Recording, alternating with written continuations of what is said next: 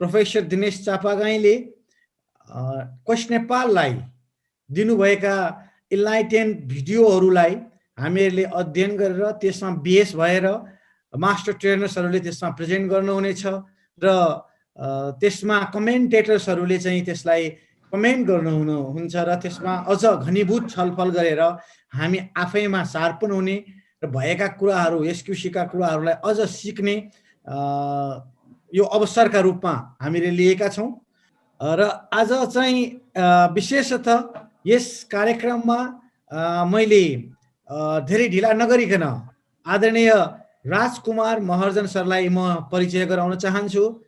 राजकुमार Maharjan sir हामी सबैको प्यारो प्रेसिडेन्ट, जहिले पनि एसक्युसी मुभमेन्टलाई राष्ट्रमा मात्रै होइन अन्तर्राष्ट्रियकरण गर्नुपर्छ भन्ने मुद्दालाई लिएर अगाडि बढ्नुभएका, एसक्युसीको करिकुलमलाई प्लानिङ र इम्प्लिमेन्टेसन लेभलमा पुर्याएर एसक्युसी करिकुलमलाई अत्याधिक उचाइमा पुर्याउन विशेष योगदान गर्नुहुने, जो चाहिँ हाल world council for total quality and excellence in education को चाहिँ डाइरेक्टर जेनरल हुनुहुन्छ र प्याप्सन जुन चाहिँ प्राइभेट स्कुलहरूको छाता सङ्गठन छ त्यसको चाहिँ इन्टेलेक्चुअल एडभाइजरको रूपमा काम गरिरहनु भएको छ।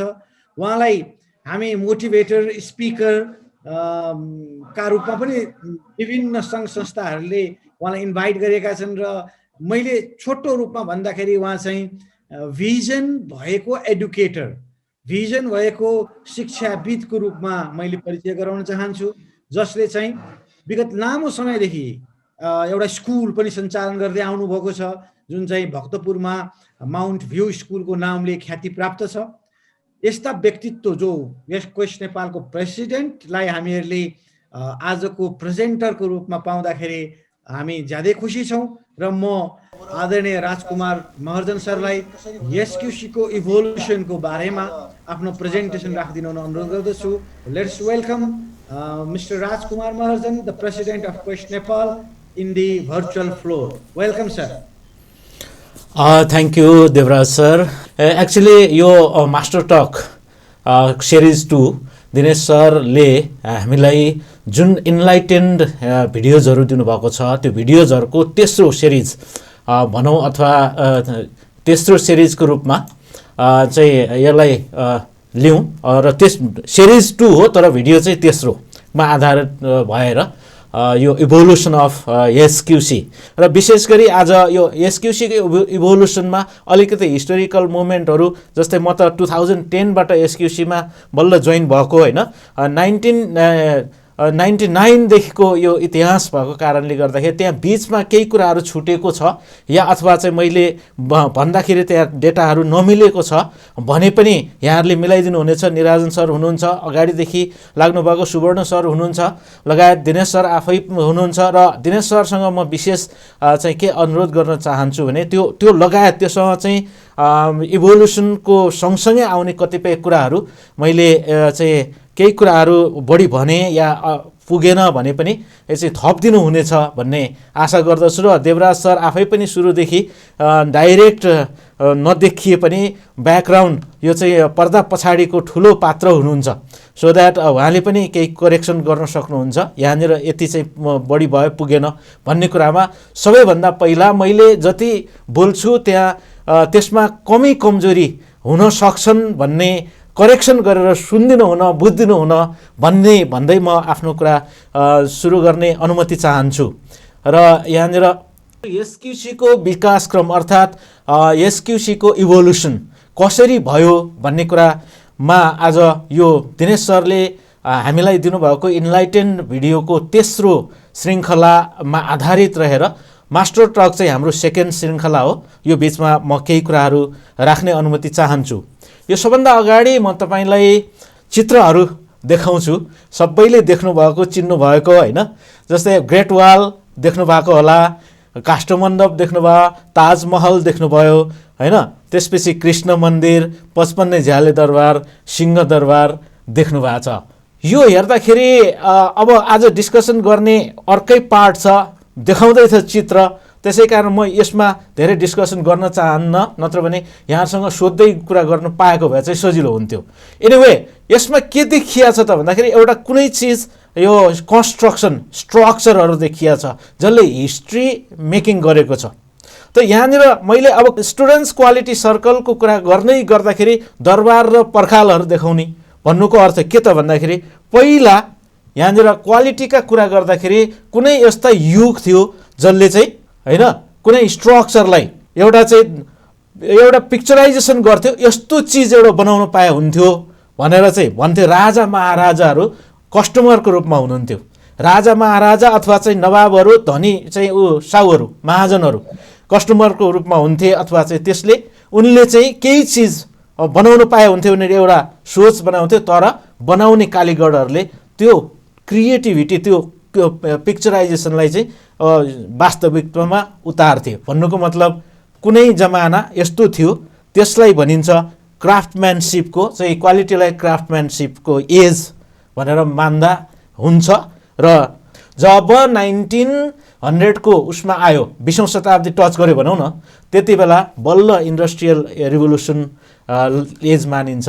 जब यो एफडब्ल्यू टेलरले जुन किसिमले गर्नुभयो एउटा साइन्टिफिक म्यानेजमेन्ट सिस्टम भनेर 1911 मा जब स्टार्ट गरे, त्यसपछि मात्रै मोडर्न म्यानेजमेन्ट सिस्टम अथवा चाहिँ क्वालिटीका कुरा हेनरी फोर्डले 1903 मा फोर्ड मोटरको स्थापना गरे। र एफडब्ल्यू टेलरको चाहिँ जुन खालको 4वटा फिलोसफिजहरू, क्वालिटी फिलोसफी प्रिन्सिपल्सहरूलाई, मेन प्रिन्सिपल्सहरूलाई उनले चाहिँ एडप्ट गरेर फोर्ड मोटर कम्पनीमा धेरैभन्दा धेरै लागू गरेको देखिन्छ। म यही चिजमा आजको विषय होइन, आज डिस्कसनको विषय नभएको कारणले मैले यसमा यति मात्र भन्न चाहेँ।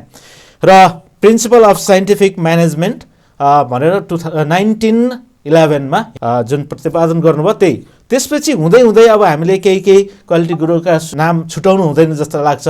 वाल्टर सेवार्ट होइन, जसले चाहिँ प्लान डु, हामीले चाहिँ चेक एक्ट भन्छौँ होइन, प्लान डु स्टडी एक्ट भनेर उहाँले चाहिँ सेवार्टको साइकल उहाँले चाहिँ प्रतिपादन गर्नुभयो। क्वालिटीमा कन्ट्रोल चार्ट हामीले जुन युज गर्छौँ सेवार्टले गर्नुभयो। त्यस्तै गरी अब ताइची ओनो भन्ने चाहिँ यो टोयोटा प्रोडक्सन सिस्टमको बारेमा पनि यो प्री सेकेन्ड वर्ल्ड वारका कुरा गर्दैछु मैले। प्रोडक्सन सिस्टम ओनो त पछिसम्म रहे होइन, पछिसम्मै उनले चाहिँ धेरै गरे, पछि नै गरे बडो। तर पनि टोयोटा प्रोडक्सन सिस्टममा ताइची ओनो, सिङ्गो सियो जस्ता व्यक्तिहरूले गर्दा चाहिँ लिन म्यानुफ्याक्चरिङ अथवा लिन चाहिँ म्यानेजमेन्ट सिस्टम बढी त्यहाँ लागू भएको देखिन्छ। तर त्योभन्दा पछि जब क्वालिटीको जुन अहिले हामीले क्वालिटीका कुरा गर्छौँ त्यसको कथा सुरु हुन्छ सेकेन्ड वर्ल्ड वार, जब 1945 मा हिरोसिमा र नागासाकीमा little boy and fat man झारिसकेपछि अमेरिकाले त्यहाँ ध्वस्त भइसकेपछि ध्वस्त भएको कथाबाट अलिकति सुरु हुन्छ। र जब ध्वस्त हुन्छ नि, जब ध्वस्त भइसकेपछि यो वर्ल्ड वार अन्त्य भइसकेपछि जापानको पुनर्निर्माणको चाहिँ फेरि रिबिल्डिङको जिम्मेवारी फेरि अमेरिकाले नै लिन्छ। त्यो क्रममा चाहिँ डगलस म्याकआर्थर जो चाहिँ जनरल हुनुहुन्थ्यो, आर्मी जनरल, उहाँको नेतृत्वमा यो जापानलाई पुनर्निर्माण गर्ने भन्ने कुरा भइसकेपछि अब त्यति बेला हेर्नुहोस् है, यहाँनिर कुरा छ। जस्तै एफडब्ल्यू टेलरको नाम किन मैले अगाडि जोडेँ त भन्दाखेरि अमेरिकामा जति पनि क्वालिटीका प्रोडक्सनहरूको म्यानुफ्याक्चरिङका कुराहरू, यो म्यानेजमेन्टका फिलोसफीहरू, एफडब्ल्यू टेलरको चाहिँ फिलोसफीलाई, साइन्टिफिक म्यानेजमेन्ट सिस्टमका फिलोसफीहरूलाई बढी मान्यता दिइन्थ्यो। त्यही बिचमा सेवार्टका एकजना चेला चाहिँ एडवर्ड डेमिङ होइन, सेवार्टका चेला हुनुहुन्छ उहाँ डेमिङ, अनि जोसेफ जुरान पनि। र त्यति बेला एक्चुली उहाँ दुईजनाको ले भन्ने र एफडब्ल्यू टेलरका कुराहरूमा अलिकति फरक हुँदो रहेछ। त्यो भएपछि त्यहाँ अमेरिकन जो सोकल इन्डस्ट्रियलिस्टहरू भनौँ अथवा क्वालिटीका चाहिँ गुरुहरू भनौँ, हु एभर होइन, म्यानेजमेन्टका चाहिँ उहरू धुरन्धर भन्नेहरूका जति पनि उहाँ एडवर्ड डेमिङले, जोसेफ जुरानले राख्ने कुराहरू चाहिँ अलिक फरक हुने कारणले गर्दाखेरि हँसीमा उडाउँदै रहेछ होइन। अहिले चाहिँ त्यो नसुन्ने, वास्ता नगर्ने, यस्तो पनि हुन्छ भने जस्तो अथवा त्यस्तो खालको हुँदो रहेछ।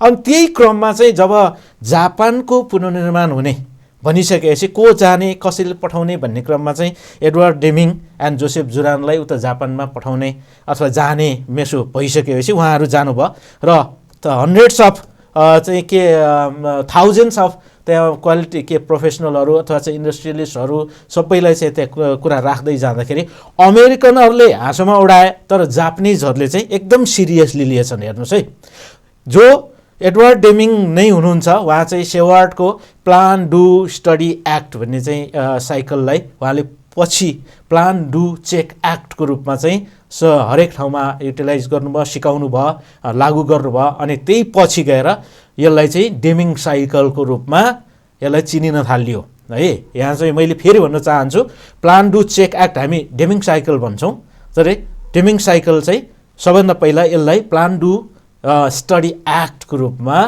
कसले गर्नुभएको थियो, उहाँको गुरु होइन, वाल्टर सेवार्ट है। र अहिले हामीले मास्टर ट्रेनिङ ल्याबमा दिनेश सरले के भन्नुहुन्छ, प्लान डु चेक एक्ट यसलाई चाहिँ डेमिङ साइकल भन्नेमा चाहिँ अब डेमिङ साइकल होइन, यसलाई यो के भन्छ स्पाइरल भन्नुपर्छ होइन। किनभनेदेखि कन्टिन्युअल इम्प्रुभमेन्टको बारेमा तपाईँले पछि 4 prong एप्रोचको मा चाहिँ कन्टिन्युअल इम्प्रुभमेन्टको बारेमा राम्रैसँग तपाईँहरूले सुन्ने बुझ्ने मौका पाउनुहुन्छ। त्यस कारणले मैले यहाँ टच गरिनँ, सो द्याट एनिवे कन्टिन्युअल इम्प्रुभमेन्ट हुँदै हुँदै जाँदाखेरि साइकल स्पाइरल हुँदै माथि जाने हुँदै जानुपर्छ भन्ने हिसाबले यहाँ यो अहिले दिनेश सर भन्नुहुन्छ। त एडवर्ड डेमिङले 14 प्रिन्सिपल्सहरू होइन चाहिँ प्रतिपादन गर्नुभयो। 14 प्रिन्सिपलको बारेमा आज हामी डिस्कसन गर्दैनौँ, यो कुरा चाहिँ तपाईँहरूलाई जानकारी मात्रै गराएको। 7 डेडली सिन्स इन म्यानेजमेन्ट भनेर उहाँले अर्को चाहिँ त्यसले चाहिँ कसरी म्यानेजमेन्टलाई अथवा प्रोडक्सनलाई म्यानुफ्याक्चरमा कसरी इफेक्ट पार्छ नेगेटिभ भन्ने चाहिँ त्यहाँ उहाँले गर्नुभएको छ एडवर्ड डेमिङले।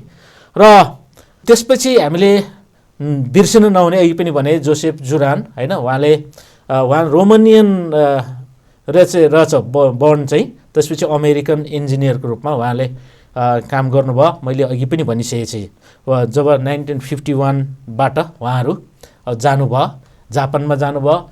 जुरानको मेन कन्ट्रिब्युसन क्वालिटीमा भनेको जुन विल्फ्रेडो परेटो जो इटालियन अर्थशास्त्री पनि हुनुहुन्थ्यो, उहाँले चाहिँ सम्पत्ति जति पनि छ देशभरिका सम्पत्तिमा 20% मान्छे धनाढ्यहरूले 80% सम्पत्ति ओगटेका छन्, 80% गरिबहरूको भागमा बाँकी 20% मात्र छ भन्ने अर्थमा उहाँले चाहिँ यो अर्थशास्त्रीय हिसाबले चाहिँ डेटा रिसर्च गर्नुभएको थियो।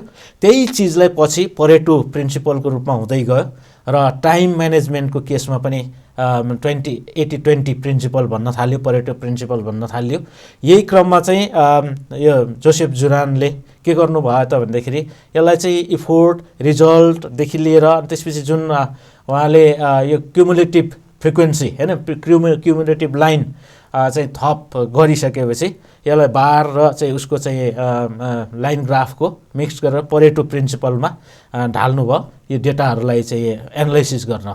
त्यो मात्र नभएर उहाँले चाहिँ जुरान्स ट्रियोलोजी भनेर चाहिँ उहाँ गर्नुभएको छ। यो विषयमा पनि हामी आज छलफल गर्दैनौँ, आज हाम्रो विषय नभएको जस्ट फर यहाँहरूलाई जानकारीको लागि मात्र यसरी कसरी अगाडि बढ्यो त भन्ने कुरामा चाहिँ जब यहाँ गइसकेपछि उहाँहरूको अन्ततगत्ता होइन इचिरो इसिकावा, हामी काउरो इसिकावाको कुरा गर्छौँ, इचिरो इसिकावा चाहिँ काउरो इसिकावाको बुवा हुनुहुँदो रहेछ।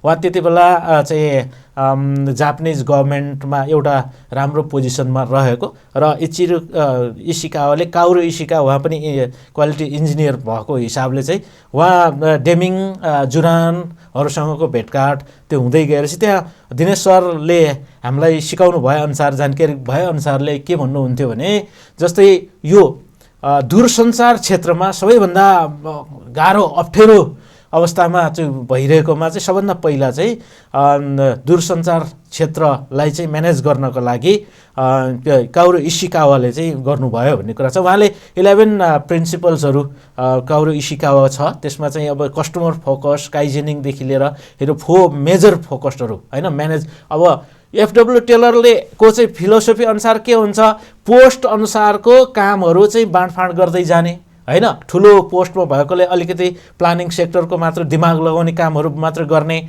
अनि त्यो तल्लो लेभलको पोस्टहरूकोलाई चाहिँ श्रमसँग रिलेटेड होइन, बलसँग रिलेटेड, तागतसँग रिलेटेड होइन, बाहुबली भनौँ न त्यो टाइपसँग गर्ने। त्यो मात्र नभएर त्यहाँ धेरै अरू चिजहरू छन्।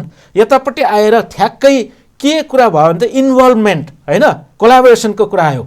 सबै मिलाएर चाहिँ गर्नुपर्छ, कस्टमर फोकस्डका कुराहरू चाहिँ थुप्रै कुरा आइसकेपछि त्यही 1962मा एउटा नयाँ चाहिँ फिलोसोफी अथवा नयाँ चाहिँ के भन्छ सिस्टमको प्रतिपादन भयो, त्यो क्वालिटी कन्ट्रोल सर्कल चाहिँ। उहाँले चाहिँ अब 7 स्टेप प्रब्लम सल्भिङ एप्रोच को रूपमा, जस्तै अहिले हामीले 7 स्टेपहरू त्यही चिजहरूबाट हामीले गर्दै गर्दै गइरहेका छौँ। र प्लान डु चेक एक्टमा चाहिँ के छ भनेर हामीले ट्रेनिङहरूमा पनि सिकिरहेछौँ। यसरी क्वालिटी कन्ट्रोल सर्कल है, यसरी जब माइन्डसेट तल्लो लेभलको कर्मचारीहरू अथवा यो चाहिँ श्रमिकहरू किन नहोस्, लेबरको लेभलमा किन नहोस्, यदि पढेकै छैन भने पनि विभिन्न नपढेको मान्छेले पनि चिन्न सक्ने, बुझ्न सक्ने के पिक्चरियल खालको टुल्सहरूलाई उहाँले त्यहाँ चाहिँ इन्ट्रोड्युस भन्दा पनि युज गर्ने, सँगसँगै कज एन्ड इफेक्ट डायग्राम, हामी फिसबोन डायग्राम पनि भन्छौँ, यसलाई इसिकावा डायग्राम पनि भन्छौँ। इसिकावाले यसलाई यो चाहिँ प्रतिपादन गरेर लागू गर्नुभएको कारणले गर्दाखेरि यसलाई हामीले इसिकावा डायग्राम पनि भन्छौँ। र सँगसँगै 7 QC टुल्सहरू जो क्वालिटी कन्ट्रोल सर्कलमा प्रब्लम फाइन्ड आउट गर्ने, प्रब्लमको एनालाइज गर्ने, प्रब्लमको सल्युसन गर्ने क्रमसम्ममा 7 क्वालिटी टुल्सहरू युज गर्दै चाहिँ 1962बाट अब यसलाई हामी क्वालिटी कन्ट्रोल सर्कलको जन्म भयो अथवा लागू भयो जसरी भन्दा हुन्छ। यसलाई हामी भन्छौँ अहिले first generation of quality, that is quality control circle is the first generation. यसको प्रतिपादन, यसको जन्मदाता चाहिँ हामी कसलाई भन्छौँ भने काउरो इसिकावा। उहाँले 62मा 1962 जब यही क्रममा चलिरहेको थियो म्यानुफ्याक्चर सेक्टरमा होइन, इन्डस्ट्रियल सेक्टरमा क्वालिटी कन्ट्रोल सर्कल चलिरहेको थियो। त्यो जापानले 1962 देखि 80s को दशकसम्म आउँदाखेरि वर्ल्डको सेकेन्ड लार्जेस्ट इकोनोमी बन्न सफल भयो। तपाईँ हामीले जानकारी हेर्न सक्छौँ, दिनेश सरले भन्नुहुन्थ्यो हामीले हेर्न सक्छौँ। जस्तै सुरुमा त अमेरिकनहरूले खासै चासो पनि दिएन यो उसलाई चाहिँ, यो क्वालिटी कन्ट्रोल सर्कल अथवा टोटल क्वालिटी म्यानेजमेन्ट भन्न थालियो पछि हुँदै गएपछि। पछि गएर जापान जब ऱ्यापिडली डेभलप भइसकेपछि ओहो जापानले त सक्यो, यस्तो राम्रो गर्न सक्दो रहेछ भनेपछि if Japan can why can't we do भन्ने चाहिँ यो टेलिभिजनहरूमा प्रोग्राम पनि चलाएको थियो। र यही क्रममा पछि बिस्तारै 1992मा डाक्टर जगदीश गान्धी इन्डिया CMSका संस्थापक हुनुहुन्छ। उहाँ जापान भ्रमण गर्नुभएछ। जापान भ्रमण गर्नु हुने क्रममा उहाँले इन्डस्ट्रिजहरू हेर्दै जाँदाखेरि सेल्फ मोटिभेटेड, सेल्फ ड्रिभन टाइपको टिम होइन, सबै आफ्नो ढङ्गले काम चलिरहेको देखेर छक्क पर्नुभयो भनौँ न। अनि उहाँले यो कसरी सम्भव भयो भनेर चाहिँ त्यहाँ कुराकानी गर्दै गर्दा क्वालिटी कन्ट्रोल सर्कलको कुरा र त्यो फिलोसोफीको कुरा उहाँले सबै कुराहरू जानकारी पाइसकेपछि उहाँ जब इन्डिया फर्किनु भयो अनि यसलाई चाहिँ एजुकेसनमा लागू गर्न पाएदेखि, विद्यार्थीहरूले पनि यसरी क्वालिटी कन्ट्रोल सर्कलहरू चाहिँ लागू भएदेखि टोटल क्वालिटी म्यानेजमेन्टको जुन फिलोसोफीहरू छ त्यो चिज चाहिँ स्टुडेन्टसम्म लेभलमा पुर्याउन पाएदेखि कसो होला भन्ने फिल भइसकेपछि उहाँले क्वालिटी कन्ट्रोल सर्कल है, यो बिचमा दुईवटा नाम चाहिँ बिर्सिन नहुने नाम मैले यहाँ थपेँ, PC बिहारी होइन, उहाँ पनि इन्जिनियर हुनुहुन्छ, डाक्टर बिन्ता कामरान, भने उहाँ दुईजनाको सपोर्टमा उहाँ यो चाहिँ स्टुडेन्ट्स क्वालिटी कन्ट्रोल सर्कल भनेर चाहिँ स्टार्ट गर्नुभयो है।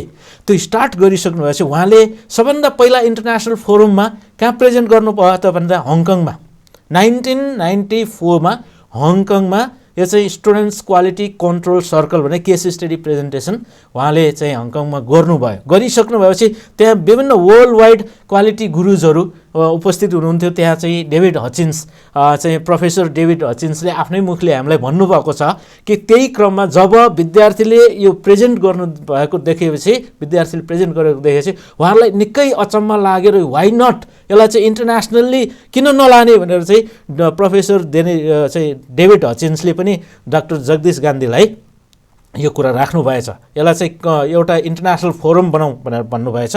त्यही क्रममा क्वालिटी कन्ट्रोल सर्कलको सेकेन्ड जेनेरेसनको रूपमा स्टुडेन्ट्स क्वालिटी कन्ट्रोल सर्कलको जन्म भयो 1994 है। त्यसको जन्मदाता हुनुहुन्छ डाक्टर जगदीश गान्धी।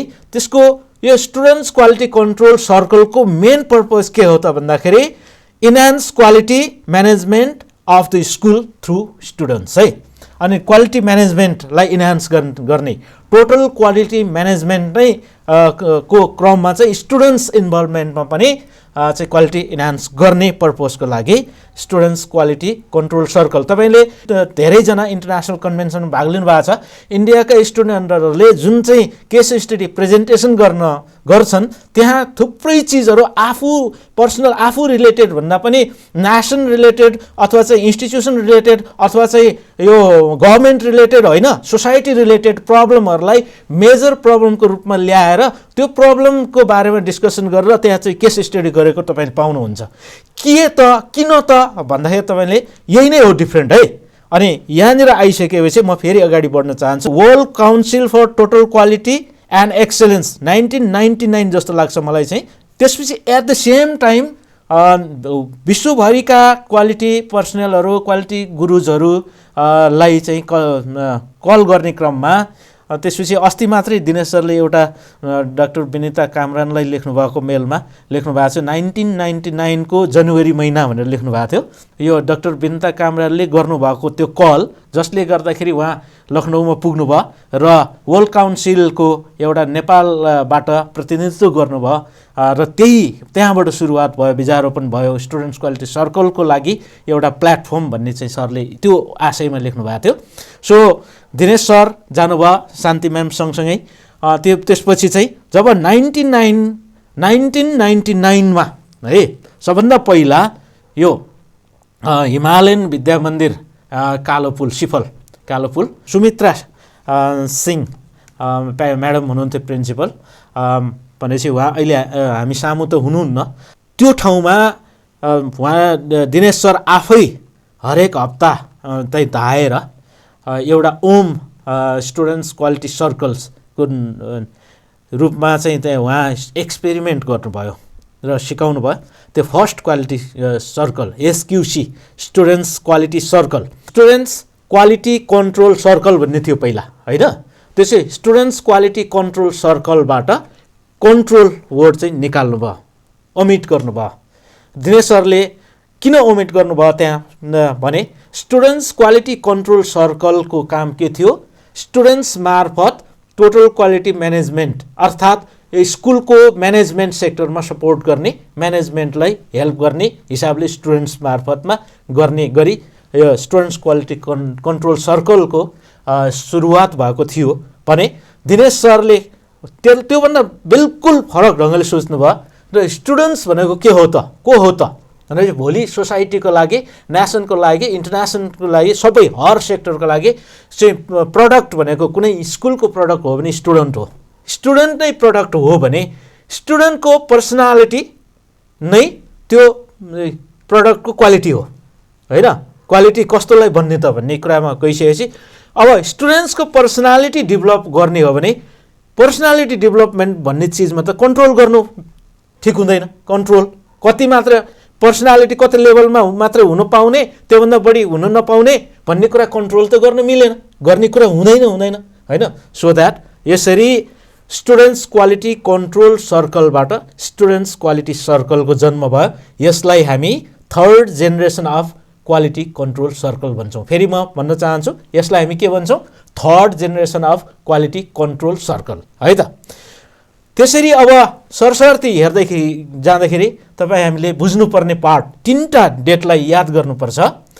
1962 मा क्वालिटी कन्ट्रोल सर्कल यो इन्डस्ट्रिजहरूमा म्यानुफ्याक्चरिङमा याद गर्नु है। फेरि म भन्न चाहन्छु क्वालिटी कन्ट्रोल सर्कल म्यानुफ्याक्चरिङमा अथवा इन्डस्ट्रिजहरूमा लागू भएको थियो वर्करहरूको बिचमा, ठिक छ।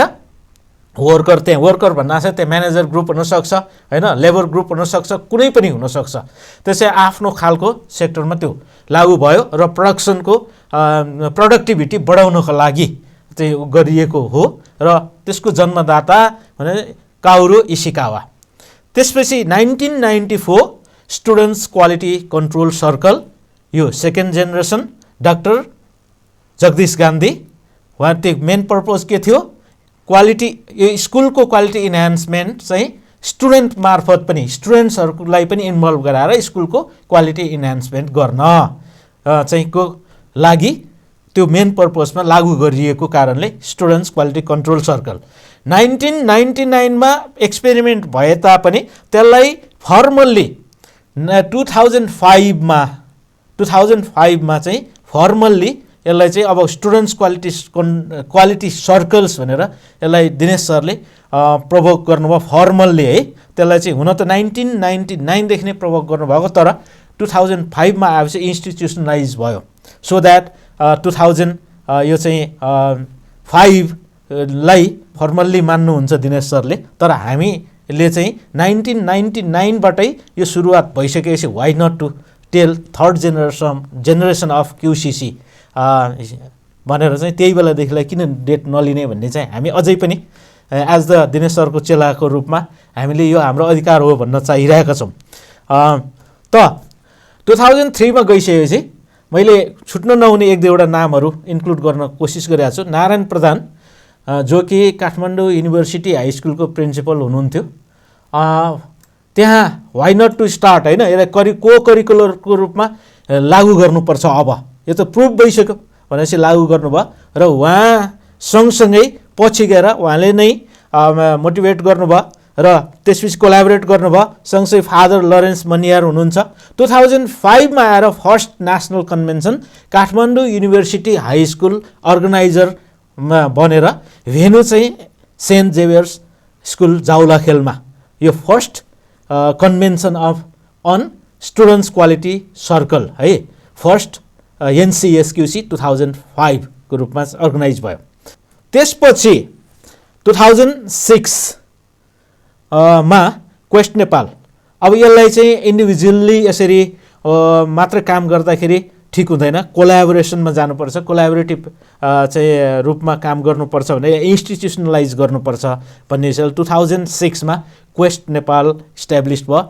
क्वेस्ट नेपालको चाहिँ पुरा नाम चाहिँ quality circles in education for students personality development Nepal Quest Nepal फेरि भन्छु quality circles in education for students personality development नेपालको रूपमा यहाँ चाहिँ दिग्गज 2-3 जना सरहरूको फोटो मैले राख्ने प्रयास गरेको छु। धेरैजना हुनुहुन्छ तर मेजर सरहरूको यहाँ हुनुहुन्छ पछाडि बिएन सर लगायत होइन हुनुहुन्छ उमेश सर राजेश सर लगायत दिनेश सर को अध्यक्षतामा यसरी क्वेस्ट नेपाल इस्ट्याब्लिस भयो।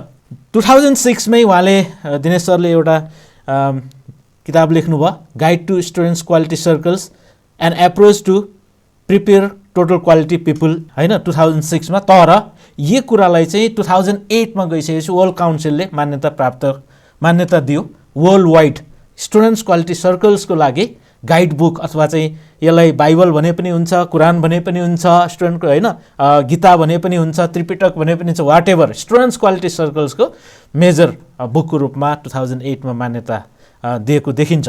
र त्यस्तै गरी 13 मा फेरि सेकेन्ड एडिसन पब्लिस भयो र 2019 मा गएर थर्ड एडिसन पब्लिस भएको छ। र यदि तपाईँ हामी सबै मास्टर ट्रेनर र फेसिलिटेटर मात्रै छौँ अहिलेसम्म दिनेश सरको बुक तपाईँको हात परेको छैन भने यदि फर्स्ट एडिसन छ भने सेकेन्ड एडिसनमा धेरै थपिएको छ सेकेन्ड एडिसन छ भने थर्ड एडिसनमा धेरै अरू नयाँ कन्टेन्टहरू थपिएको छ सो द्याट तपाईँ हामीसँग त्यो हुन जरुरी छ। जसरी यो हरेक समुदायले आफ्नो आफ्नो खालको एउटा ग्रन्थ आफूसँग रहन्छ त्यस्तै हामी एसक्युसिएन को सँग यो बुक भएन भने हामी अपुरो रहन्छौँ। यहाँहरूलाई मैले यति जानकारी गराउन चाहेँ। सो त्यस्तै गरी 2013 मा पुगिसकेपछि अब अस्ति पनि धेरै कुराहरू उठाएको थियो रवि सरले एउटा क्वेसन गर्नुभएको थियो प्रो एक्टिभ स्टुडेन्ट भनिसकेपछि आफू प्रोएक्टिभ टाइपको स्टुडेन्ट आउने भए त्यसपछि अरू स्टुडेन्टहरू छुट्ने भए यसलाई चाहिँ कसरी गर्न सकिन्छ भन्ने कुरा र त्यो मात्र नभएर अरू प्रब्लम पनि थियो। 2012 मा विजयपुर हाई स्कुलमा नेसनल कन्भेन्सन हुँदै गर्दाखेरि 8th नेसनल कन्भेन्सन थियो। त्यति बेला चाहिँ फेसिलिटेटर टिचरहरू मास्टर ट्रेनरहरूको मिटिङमा एउटै प्रब्लम सबैको कमन प्रब्लमको रूपमा के आएको थियो भने जस्तै स्टुडेन्ट्स क्वालिटी सर्कलको प्रोग्राम त स्टुडेन्टलाई सिकाउनु नि पर्ने, आफ्नो चाहिँ पढाउनु पनि पर्ने, हाम्रो जति कोर्स कन्टेन्टहरू अरू विषयको छ त्यो सबै पढाउनु पर्ने। तर स्टुडेन्ट्स क्वालिटी सर्कल्सको काम पनि गर्नु पर्दाखेरि एक्स्ट्रा ओभरलोड भयो कामहरू, र अरू चाहिँ टिचिङ गर्ने टाइमलाई छुट्याउँदै त्यहाँ काम गर्दै गर्दाखेरि फेरि रेगुलर टिचिङमा पनि प्रब्लम पर्यो। यसको चाहिँ प्रब्लम सल्युसनको उपाय के छ भन्दाखेरि त्यो त्यहाँनिर डिस्कसन भएको थियो। होइन, अब यसलाई चाहिँ एसक्युसी फर अलमा जानुपर्छ। एसक्युसी फर अलमा जानु भनेकै फेरि त्यहाँनिर के त भन्दाखेरि उसमा करिकुलममा जानुपर्छ र चाहिँ करिकुलममा जाने त्यो त्यहाँ विषय मात्र उठाउनु भएको थियो। त्यहाँ विषय उठान भइसकेपछि अब करिकुलर चाहिँ एक्टिभिटीको रूपमा लान सम्भव कति हुनसक्छ। एट द सेम टाइम हामीले एक दुईवटा नाम लिनुपर्छ यहाँ। सुन्दर साक्य जो चाहिँ त्यति बेला पूर्वाञ्चलको एजुकेसन डाइरेक्टर हुनुहुन्थ्यो, हाम्रो के भन्छ त्यो चिफ गेस्टको रूपमा हुनुहुन्थ्यो एट द सेम टाइम, अनि उहाँले पनि कमिटमेन्ट गर्नुभयो। त्यसपछि सिडिसीमा अगुवाई गर्नको लागि अथवा त्यो सुन्दर साक्य सरसँग कोर्डिनेसन गर्दै अरू कोर्डिनेसन गर्नको लागि त्यो जिम्मेवारी लकिली मैले पाएँ। सो त्यसपछि गएर त्यहाँ हामीले अर्को एउटा नाम भन्नुपर्छ, डाक्टर बिके रञ्जित, होइन, उहाँ चाहिँ सिडिसीमा डेपुटी डाइरेक्टरको रूपमा हुनुहुन्थ्यो। उहाँसँग जब भेट भइसकेपछि उहाँले जुन सिरियसली लिनुभयो र सिडिसीको टेक्निकल सपोर्टमा क्वेस्ट नेपालले यो करिकुलम तयार पार्यो र त्यसपछि करिकुलम अनुसार यसलाई चाहिँ लिगल तरिकाले टिचिङ गर्ने हामीले यो चाहिँ करिकुलम फ्रेमवर्क 2006 को चाहिँ अन्डरमा बसेर त्यसपछि 6, 7, 8लाई यो लोकल करिकुलम अन्तर्गत राखेर पढाउन सफल भयौँ र त्यसको लागि 2013बाट लकिले माउन्ट भ्यू स्कुलबाट यो स्टार्ट भयो र त्यसपछि 2016सम्म आइपुग्दाखेरि टेक्स्ट बुक 6 क्लासको पब्लिस भएको थियो। अहिले 7 र 8 चाहिँ फाइनल चरणमा पुगिसकेको छ। यहाँहरूलाई जानकारी गराउँछु। अब कन्भेन्सनहरूको बारेमा मैले अलिकति तपाईँहरूलाई जानकारी गराउँछु। फर्स्ट कन्भेन्सन अघि पनि भनिसकेको छु, 2005मा काठमाडौँ युनिभर्सिटी हाई स्कुल ले होस्ट गरेको पेनु Saint Xavier School Jawalakhel. Second DAV Sushil Kedia Vishwabharati School ले होस्ट गरेको अनिल केडिया सर चाहिँ को कन्भेनरको रूपमा त्यति बेला हुनुहुन्थ्यो। Third Little Angels High School Hattiban, अनि फोर्थमा गएर सेन्ट जेभियर्स स्कुल जावलाखेल, फिफ्थमा Galaxy Public School Gyaneshwor, sixth national convention सँगसँगै 13th आइसिएसक्युसी 2010मा यो चाहिँ क्वेस्ट नेपालले गर्यो। त्यति बेला चाहिँ दिनेश सर वर्ल्ड काउन्सिलको डाइरेक्टर प्लस क्वेस्ट नेपालको प्रेसिडेन्ट पनि हुनुहुन्थ्यो र सेन्ट जेभियर स्कुल जावलाखेलमा यो भयो नेसनल कन्भेन्सन र 2011मा 7th नेसनल कन्भेन्सन शुभतारा स्कुल रानी गुरुङ म्यामले एकदम राम्रोसँग सम्पन्न गर्नुभयो। त्यहाँ 8th national convention Vijaypur high school यो धरानमा र केशव नेपाली सरले निकै राम्रोसँग फर्स्ट यो चाहिँ काठमाडौँ भ्यालीभन्दा बाहिर कन्भेन्सन गरिएको पहिलो पनि थियो। यो नयाँ अनुभव पनि थियो। त्यसरी सम्पन्न भयो। 9th एनसिएसक्युसी एलआरआई स्कुल शिवराज पन्त सरको नेतृत्वमा त्यहाँ। त्यस्तै गरी 10th एनसिएसक्युसी केयुएचएस धुलीखेलमा भयो। अब 9th एनसिएसक्युसीसम्म अलिकति फरक ढङ्गले गरिन्थ्यो। हरेक कोलाबोरेटिङ स्कुलहरूले चाहिँ आफ्नो तर्फबाट यति रकम सपोर्ट गर्ने भन्ने थियो। सोही अनुसार लगानी के रकम सपोर्ट पनि गर्ने, फाइनेन्सियल कोलाबोरेसन पनि हुन्थ्यो, टेक्निकल कोलाबोरेसन अब त्योदेखि लिएर सबै कुराहरू यसरी रहन्थ्यो। 10thमा आइसकेपछि अब फाइनेन्सियल कोलाबोरेसन सधैँ अलिकति सुरुमा नसक्दाखेरि मात्रै दुःख दिइयो, धेरै फाइनेन्सियलले चाहिँ बर्डन दिनु हुँदैन भन्ने कुरा, त्यो थट चाहिँ हाम्रो यो क्वेस्ट नेपालकै हाम्रो सरहरू सबै सुवर्ण सर, निराजन सर लगायत होइन थुप्रै सरहरूको चाहिँ त्यो थटले चाहिँ एकदमै सबैले समर्थन पायो। अब हामी सक्षम छौँ, फाइनेन्सियली दुःख दिनु हुँदैन, अरू चाहिँ काइन्ड्स मा मात्रै गर्न सकिन्छ अथवा गर्न अरू कोलाबोरेसन गर्ने ठाउँ थुप्रै छ। फाइनेन्सियल गऱ्यो भने मात्र कोलाबोरेटर, नत्र नहुने भन्ने कुरालाई चाहिँ हटाउनुपर्छ भन्ने हिसाबले आफ्नै उसमा चाहिँ फेरि 10thबाट चाहिँ क्वेस्ट नेपालले नै as the organizer Quest Nepal र होस्ट स्कुल चाहिँ केयुएचएस भएर त्यहाँबाट सुरु गरेँ। तेजेन्द्र प्रसाद राजभण्डारी सर उहाँ क्वेस्ट नेपालको अध्यक्ष पनि हुनुहुन्थ्यो, सँगसँगै उहाँ केएचएसको प्रिन्सिपल पनि हुनुहुन्थ्यो। सो द्याट र 11th NCSQC Apex School Butwal Deepak Gautam सरको नेतृत्वमा एकदमै रमाइलो भयो, एकदमै राम्रो भयो। उहाँले नयाँ एउटा चाहिँ फेरि त्यहाँ सुरुवात गर्नुभयो होमस्टे है। त्यो सबैभन्दा विद्यार्थीहरूले असाध्यै मन पराउने, असाध्यै त्यो कहिले पनि बिर्सिनु नसक्ने एउटा इभेन्टको रूपमा एउटा चाहिँ हिस्ट्री त्यहाँ क्रिएट भएको थियो। र 12th एनसिएसक्युसी 16मा सैनिक आवासीय स्कुल समीम अनवर समीम सरको उहाँ प्रिन्सिपल हुनुहुन्थ्यो, उहाँको नेतृत्वमा त्यहाँको होस्ट भयो।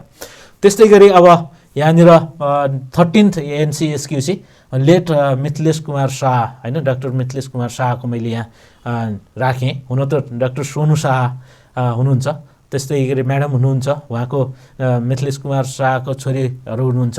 त्यति हुँदाहुँदै पनि त्यो कमिटमेन्ट पहिला कोलाबोरेटिङ स्कुलको रूपमा मोनास्टिक स्कुल थियो डाक्टर मिथिलेश कुमार शाहकै टाइमदेखि।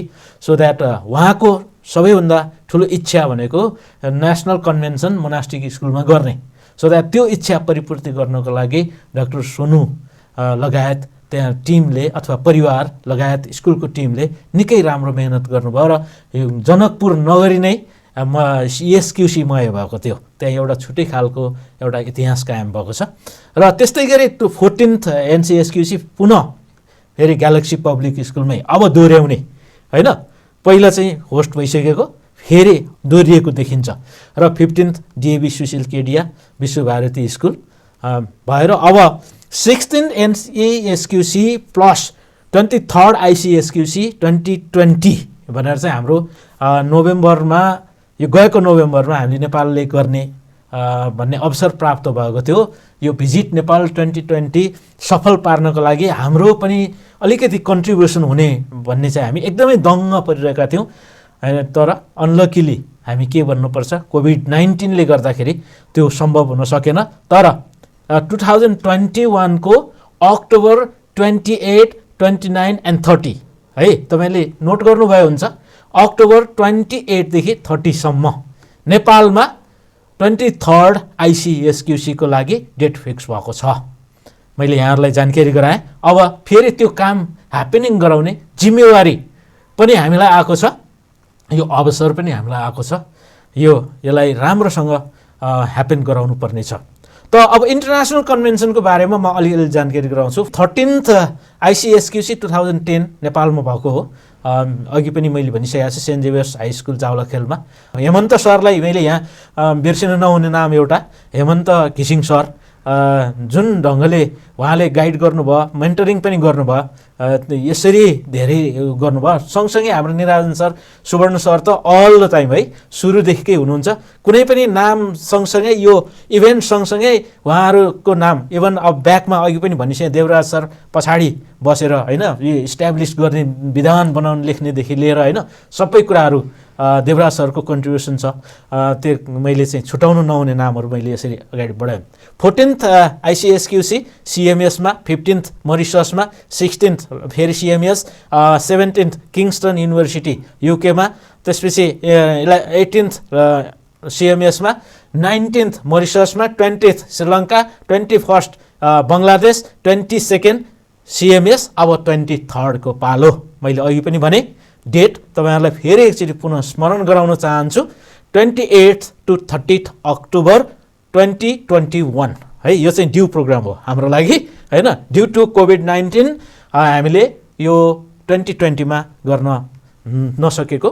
र अदर कन्भेन्सनहरू अब फर्मेसन, हब कन्भेन्सन भन्ने कुरा अब चाहिँ हबको फर्मेसनको कन्सेप्ट आयो नेसनल कन्भेन्सनको रूपमा 2014 मै 10th नेसनल कन्भेन्सन हुँदै गर्दाखेरि धेरै विद्यार्थीहरूलाई धेरैभन्दा धेरै पार्टिसिपेट कसरी गराउने नेसनल कन्भेन्सनकै ब्यानरमा बसेर 2014-15 होइन नेसनल कन्भेन्सनकै ब्यानरमा बसेर हब कन्भेन्सनहरू भयो। हबको कन्सेप्ट पनि चाहिँ त्यसरी आयो। सुरुमा अब मैले नाम लिनुपर्छ रवि भट्टराई सर होइन, उहाँले चाहिँ हब धेरै कन्सेप्टहरू उहाँले ल्याउनु भएको हो। र यो अहिलेसम्म हब निकै राम्रो अगाडि बढिरहेको छ। र क्वेस्ट नेपालको एसक्युसीको एकदमै जरा, एकदमै मेरुदण्डको रूपमा यो चाहिँ के हो भन्दाखेरि हब। र क्लास कन्भेन्सन 2014बाट जब एसक्युसी फर अल भइसकेपछि अब त्यसलाई चाहिँ इभ्यालुएसन त गर्नु पर्यो। इभ्यालुएसन कसरी गर्ने भन्दाखेरि अब सबै विद्यार्थीलाई नेसनल कन्भेन्सन हब कन्भेन्सनमा लगेर त सम्भावना छैन। त्यो उनीहरूले अपर्च्युनिटी नपाउने देखिसकेपछि अब क्लास 6 क्लासमा पढाइएको छ भने 6 क्लासको कन्भेन्सन गर्ने, पेरेन्ट्सहरूलाई टिचर्सहरूलाई राखेर पेरेन्ट्सहरूलाई समेत इभ्यालुएसन गराउने गरी स्टुडेन्टहरूले प्रेजेन्ट गर्ने गरी 2014मा पहिलोपटक क्लास कन्भेन्सन सुरु भयो। लकिली मैले नेतृत्व गरेको माउन्ट भ्यू स्कुलमा त्यो सुरुवात गर्न पायो। स्कुल कन्भेन्सन 2018मा यहाँ नाम बताउनु पर्छ मैले, सिटौला म्याडम होइन, गीता सिटौला एलएमबी, उहाँले निकै राम्रोसँग यसलाई चाहिँ जब मास्टर ट्रेनिङ ल्याब सकिसकेपछि फेसिलिटेटर ट्रेनिङ त्यहाँ ललितपुर प्याप्सनको अर्गनाइजेसनमा भयो, मास्टर ट्रेनिङ ल्याबमा बस्नुभयो। त्यसपछि उहाँले स्कुलमा टोटल्ली लगाउनु भयो, सानो क्लासदेखि लिएर एटलिस्ट 6 क्लाससम्म, अनि स्कुल कन्भेन्सनको सुरुवात त्यहाँ भएको। त्यस्तै गरी अहिले आएर 2020मा आइसकेपछि फेरि यसलाई प्रमोसनको लागि र अरू चाहिँ धेरै अब ग्रोथ भयो नि त, एसक्युसीको ग्रो निकै यसरी बढ्दै गयो। यसलाई अब क्वेस्ट नेपाल एउटा र त्यसपछि एक्जिक्युटिभ त्यो सानो एउटा एक किसिमको कोर टिमले मात्र सम्भावना नहुने र त्यसरी नेसन वाइड अब एकदम 101 मास्टर ट्रेनरहरू, फेसिलिटेटर्सहरू होइन, हब कोअर्डिनेटर्सहरू सबै एकदमै 101 क्वालिटी भएका सर म्याडमहरू भइसक्नु भएपछि उहाँहरू समेत रहने गरी एउटा नेसनल एसक्युसी काउन्सिल जो चाहिँ अहिले हाम्रो निराजन सरको नेतृत्वमा छ, आइपिपीको नेतृत्वमा रहने गरी सुरु भएको छ। देवराज सरले सदस्य सचिवको रूपमा गरिरहनु भएको छ। अरू थुप्रै 33 सदस्यीय नेसनल एसक्युसी काउन्सिलका मेम्बरहरू हुनुहुन्छ। यहाँहरूले धेरै काम गर्नुभएको छ र अब ट्रेनिङ्सहरूमा चाहिँ 9th मास्टर 9वटा चाहिँ एसक्युसी मास्टर ल्याब्सहरू भइसकेको छ। 2010मा फर्स्ट मास्टर ल्याब भएको थियो, त्यसै 2008सम्म पुग्दाखेरि एउटा इन्टरनेसनल लेभलको मास्टर ल्याब पनि भयो र सयौँ फेसिलिटेटर स्किल्स होइन ट्रेनिङहरू भइसकेको छ all over the country. SQC master trainers refresher course 2011मा गोदावरी आश्रममा भएको थियो। बिएन सक्सेना भर्खरै उहाँ चाहिँ हामी माझबाट बिदा हुनुभएको छ, उहाँ हुनुहुन्न। यो 2-3 महिना अगाडि लकडाउनकै पिरियडमा उहाँको देहावसान भएको छ। यहाँबाट उहाँको आत्माले शान्ति पाओस् भनेर कामना पनि गर्न चाहन्छु। उहाँले जब 2011मा उहाँले चाहिँ 2 डेजको रिफ्रेसर कोर्स गरिसक्नु भएपछि धेरै मास्टर ट्रेनर्सहरूलाई कन्फ्युजन, यति धेरै कन्फ्युजन थियो, एउटा नयाँ खालको वेब क्रिएट भयो र सँगसँगै अहिले 2012मा होटल हिमालयमा प्रोफेसर डेभिड हचिन्सले एउटा चाहिँ गर्नुभयो, यो हामीलाई ट्रेनिङहरू 2 दिनको ट्रेनिङ गराउनु भयो। त्यसबाट पनि धेरै टुल्सहरू, यो हामीले पेयर ऱ्याङ्किङ भनेर हामीले जुन अहिले एउटा मेजर टुलको रूपमा 12वटा एसक्युसी टुलको रूपमा हामीले एउटा पेयर ऱ्याङ्किङ राखेका छौँ, त्यहाँबाट उहाँले डेभिड हचिन्सले हामीलाई सिकाउनु भएको हो। र त्यस्तै गरी अहिले विकली वेबिनारहरू, एसक्युसी वेबिनारहरू नेसनल एसक्युसी काउन्सिल को चाहिँ अर्गनाइजेसनमा एकदम नेतृत्वमा भइरहेको छ। अहिले 13 सिरिजहरू गएको छ। विकली एसक्युसी मास्टर टकको कुरामा तपाईँहरू अहिले मास्टर टकमा हुनुहुन्छ र सेकेन्ड सिरिजमा हुनुहुन्छ। अघिल्लो पटक पनि भनिसकिया छ। यहाँहरूको यदि पहिलो सिरिज छुटेको छ भने क्वेस्ट नेपालको युट्युब च्यानलमा त्यो सम्पूर्ण भिडियोजहरू राखिसकेका छ। तपाईँहरूले पुरै हेरिदिनु अनुरोध गर्न चाहन्छु, त्यसलाई कभरअप गर्नको लागि भन्दै। बढी बोलेछु भने पनि बढी बोलेको चिजहरू मात्रै तपाईँले ओमिट गरेर होइन त्यसलाई चाहिँ आफूलाई चाहिने जति मात्र लिइदिनु हुनेछ। गलत बोलेछु भने करेक्सन गरिदिनु हुनेछ र सुधार गर्नुपर्ने पाटो छ भने प्लिज यहाँहरूलाई म हार्दिक अनुरोध गर्दै बिदा हुन चाहन्छु। नमस्कार। Thank you very much Rajkumar sir. यो साँच्चै ज्यादै महत्त्वपूर्ण प्रेजेन्टेसनको लागि।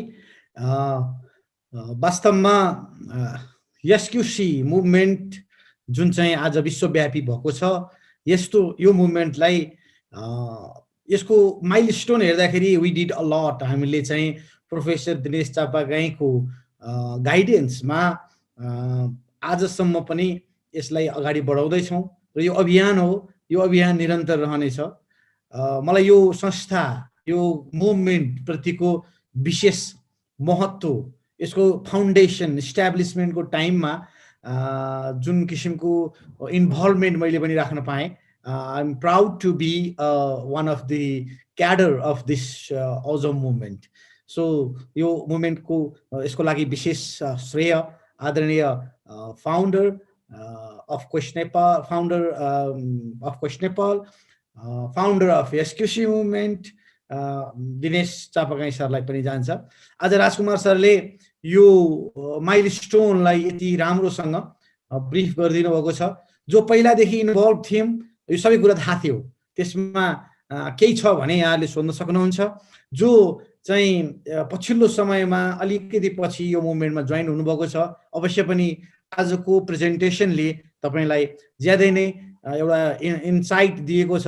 एसक्युसी मुभमेन्ट कसरी आयो, किन आयो, कहाँबाट आयो, किन गरियो भन्ने कुराहरू छ।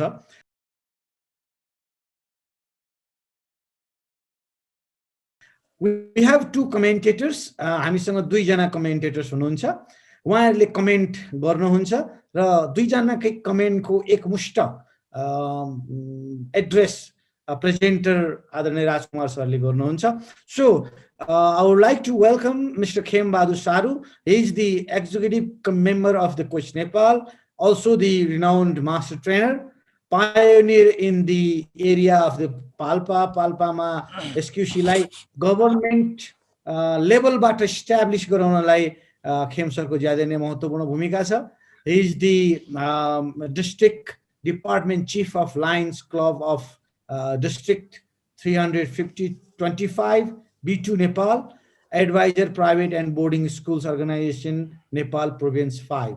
Let us welcome Mr. Khem Bahadur Saru for the comment. Sir, please.